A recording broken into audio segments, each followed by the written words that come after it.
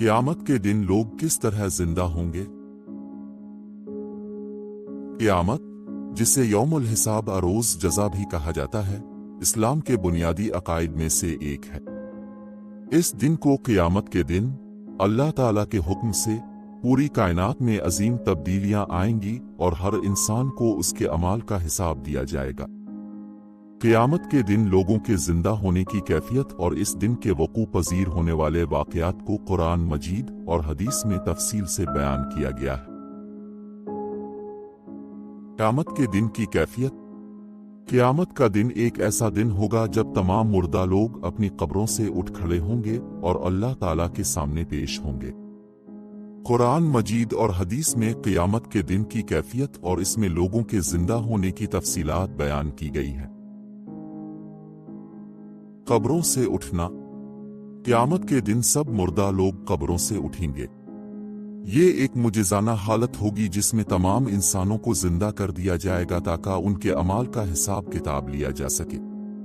कुरान मजीद में इसका जिक्र है। और जब कब्रों को खोला जाएगा और आदमी कहेगा, इसे क्या हो गया है, इस दिन जमीन अपनी खबर बयान करेगी।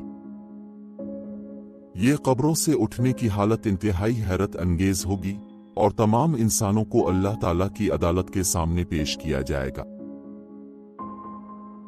जिंदगी की किताब। क़यामत के दिन हर इंसान की जिंदगी की किताब खोली जाएगी जिसमें उसके तमाम अमाल दर्ज होंगे। ये किताब इसके नेक अमाल और बुरे अमाल का तफसील से हिसाब देगी।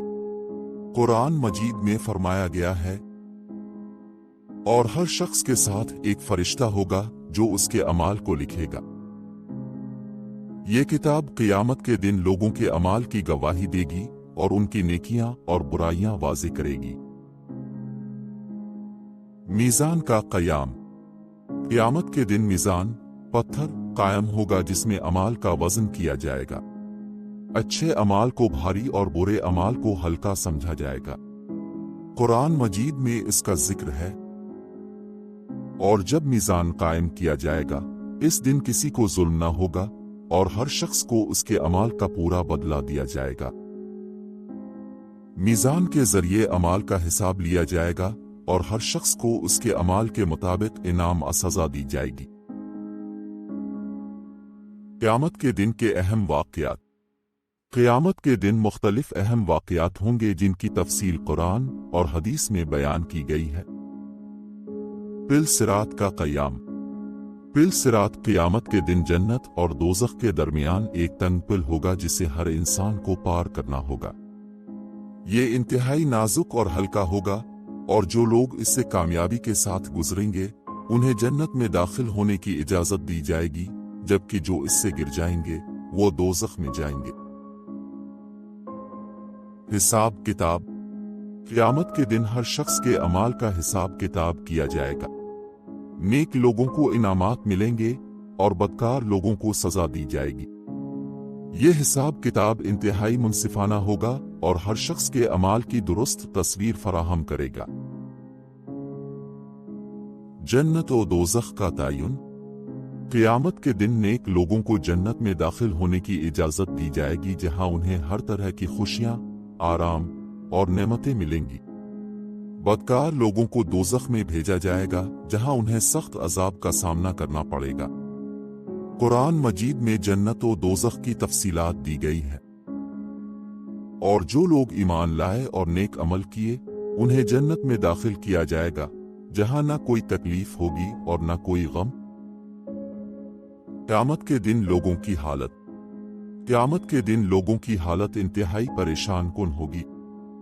कुरान मजीद और हदीस में इस दिन की हालत को बयान किया गया है। परेशानी और इज़्तिराब। क़यामत के दिन लोग शदीद परेशानी और इज़्तिराब का शिकार होंगे। वो अपने अमाल के हिसाब के खौफ से लर्ज़ां व तरसाहे होंगे। कुरान मजीद में उसकी कैफियत बयान की गई है। और लोगों का हाल इस दिन ऐसा होगा कि वो अपने अमाल का हिसाब किताब करते हुए बखर जाएंगे। आसमान व ज़मीन का बदलना। क़यामत के दिन आसमान और ज़मीन का निज़ाम मुकम्मल तौर पर बदल जाएगा। ज़मीन पर शदीद ज़लज़ले आएंगे और आसमान फट जाएगा। یہ تبدیلیاں قیامت کے دن کے اہم علامات میں شامل ہیں۔ اور جب زمین اپنی بوجھ اتارے گی اور آدمی کہے گا اسے کیا ہو گیا ہے، اس دن زمین اپنی خبر بیان کرے گی۔ قیامت کے دن کا حساب۔ قیامت کے دن اللہ تعالیٰ ہر انسان کے اعمال کا حساب لے گا۔ نیک لوگوں کو ان کے اعمال کے مطابق انعامات ملیں گے اور بدکار لوگوں کو ان کی برائیوں کی سزا دی جائے گی۔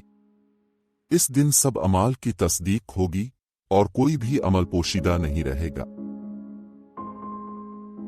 نیک لوگوں کا انعام، جو لوگ اللہ تعالیٰ کی عبادت اور اچھے اعمال کرنے والے ہوں گے، انہیں جنت میں داخل ہونے کی اجازت دی جائے گی۔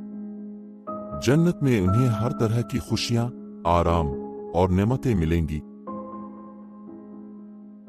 بدکار لوگوں کی سزا، جو لوگ گناہوں میں ملوث رہے ہوں گے، انہیں دوزخ کی سخت سزاؤں کا سامنا کرنا پڑے گا۔ دوزخ میں عذاب کی شدت اور تکلیف بہت زیادہ ہوگی۔ قیامت کی تیاری۔ قیامت کے دن کی حقیقت کو سمجھ کر ہر مسلمان کو اپنی زندگی کی اصلاح کرنی چاہیے اور اللہ تعالیٰ کے احکام کے مطابق عمل کرنا چاہیے۔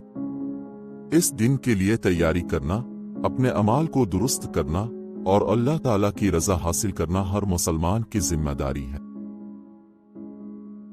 توبہ اور استغفار۔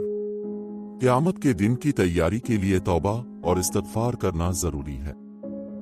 گناہوں سے بچنا، نیک اعمال کرنا اور اللہ تعالیٰ کے سامنے خلوص دل سے توبہ کرنا قیامت کے دن کے لیے اہم ہے۔ احسان اور صدقات۔ نیک اعمال، احسان اور صدقات بھی قیامت کے دن کے لیے تیاری کا حصہ ہے۔ ان اعمال کے ذریعے اللہ تعالیٰ کی رضا حاصل کی جا سکتی ہے اور قیامت کے دن نیکیاں بڑھائی جا سکتی ہیں۔